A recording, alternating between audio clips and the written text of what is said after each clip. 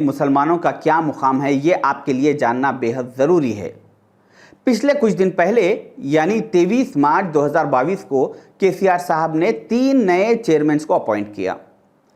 Shridhar Reddy chairman for education and welfare development corporation, Mittu Srinivas chairman for roads development corporation, Mohammed Imtiaz chairman for minority finance corporation. 23 तारीख को same day same घंटे same minute में केसीआर साहब ने इन 3 chairman को appoint किया और उसके बाद उसी दिन शाम में जब वो अपने फेसबुक आईडी पर नए अपॉइंट किए गए चेयरमैन के फोटोज़ को अपलोड किया तो वहां पर उन्होंने सिर्फ 2 चेयरमैन की फ़ोटो को अपलोड किया। तीसरे चेयरमैन की फ़ोटो वो अपलोड करना ज़रूरी नहीं समझे क्योंकि उसका नाम मोहम्मद इम्तियाज़ था। जिस सीएम के फेसबुक पर मुसलमानों की फ़ोटो के लिए जगह नहीं है, उस सीएम के दिल में और उसके सिस्टम में मुसलमानों के लिए कहां से जगह होगी। अगर आप ये समझ रहे हैं कि फेसबुक पर फ़ोटो अपलोड करना ये कोई करना या नहीं करना ये कोई अहम बात नहीं है, इस पे डिस्कशन करने की ज़रूरत नहीं है, तो ये आपकी गलत फहमी है। क्योंकि सेम डे 3 लोगों को अपॉइंट करना और 2 लोगों की फ़ोटो अपलोड करना, एक की नहीं करना, ये उनके जहरीली सोच, जहरीले चेहरे को, जहरीली मिजाज को पब्लिक के सामने, ये आवाम के सामने लाता है। उनको चाहिए था कि या तो तीनों की अपलोड नहीं करते या तो तीनों की फ़ोटो अपलोड करते।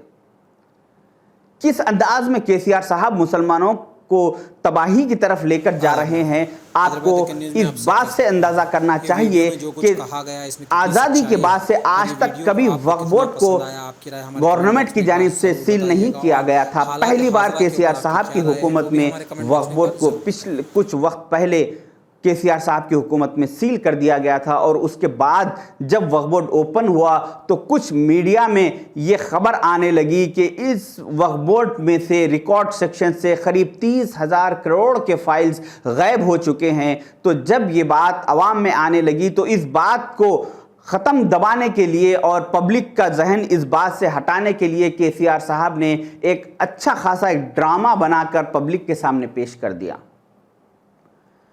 कहा गया कि केसीआर साहब एक दफ़ा एक रूट पर से इनका काफिला सीएम साहब का जा रहा था कि उस रोड के किनारे पर एक माजूर आदमी जिसके चेहरे पर थोड़ी सी दाढ़ी और सर पे टोपी पहना हुआ, हाथ में कुछ पेपर्स लेकर ठहरा हुआ था। तो केसीआर साहब की जब नज़र उस आदमी के ऊपर पड़ी तो उन्होंने वहीं पर अपना काफिला रुकवा दिया और अपनी कार में से उतर कर जाकर उस आदमी से पूछे कि आप यहाँ पर क्यों ठहरे हुए हैं।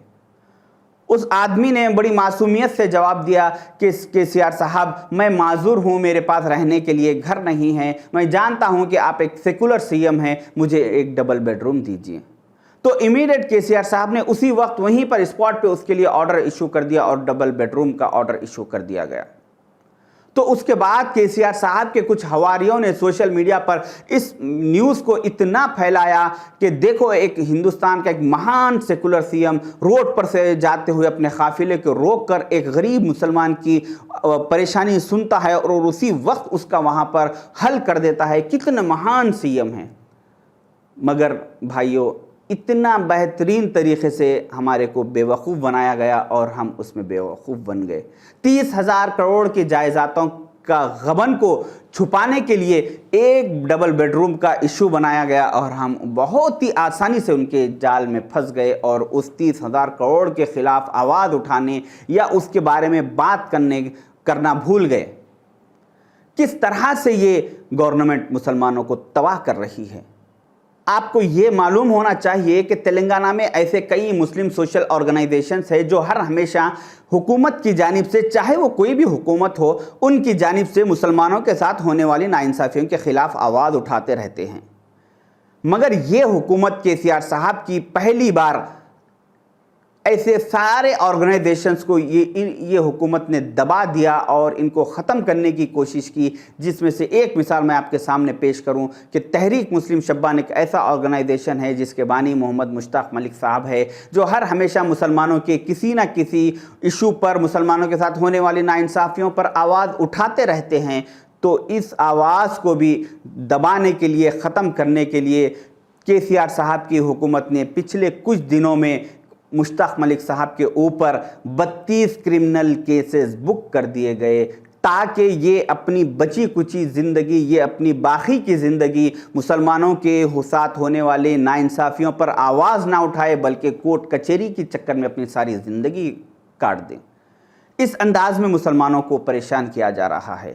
اس کے بعد بھی ہمارے کچھ لوگوں کا یہ ماننا ہے کہ یہ ایک مہان سیکولر سی ایم ہے۔ کم سے کم آپ اتنے ظلم زیادتی کے بعد ایک چھوٹی سی احتجاج کیجئے۔ آپ کے پاس کئی ایسے لوگ ہیں جس کے پاس ہمت ہی نہیں ہے کہ اس حکومت کے خلاف آواز اٹھائے، تو کم سے کم اتنی ایک چھوٹی سی آپ سے میری التجا ہے کہ جو KCR صاحب کی جانب سے افطار کی دعوت کا اہتمام کیا جا رہا ہے، اس افطار کی دعوت کا بائیکاٹ کیجئے، اس افطار کی دعوت کو اٹینڈ مت کیجئے، اور اپنے اپنے محلے کے مساجد کی کمیٹیوں سے ریکویسٹ کیجئے، عاجزی کیجئے، التجا کیجئے کہ جو KCR صاحب ایک وقت کی بریانی کے جو پیسے دے رہے ہیں وہ پیسے وہاں سے مت لیجئے، اور اپنے محلے میں افطار کی دعوتوں کو حکومت کے پیسوں سے مت کیجئے۔ اگر آپ ایسا اپنے محلے کی کمیٹیوں پر پریشر ڈالیں گے اور وہ سنیں گے تو اچھا ہے، اگر نہیں سنیں تو ایسے کمیٹیوں کے خلاف بغاوت کیجئے، نئے کمیٹیاں بنانے کی کوشش کیجئے، تاکہ یہ حکومت کی چمچہ گیری کرنا یہ مسجد کے کمیٹیاں بند کرے۔ اور میں اپنی بات کو اس بات سے ختم کرنا چاہوں گا کہ میں نے حیدرآباد کے ایک آٹو پر ایک اشعار پڑھا تھا جس پر یہ لکھا تھا کہ پلیز ہارن مت ماریے، قوم سو رہی ہے۔ السلام علیکم۔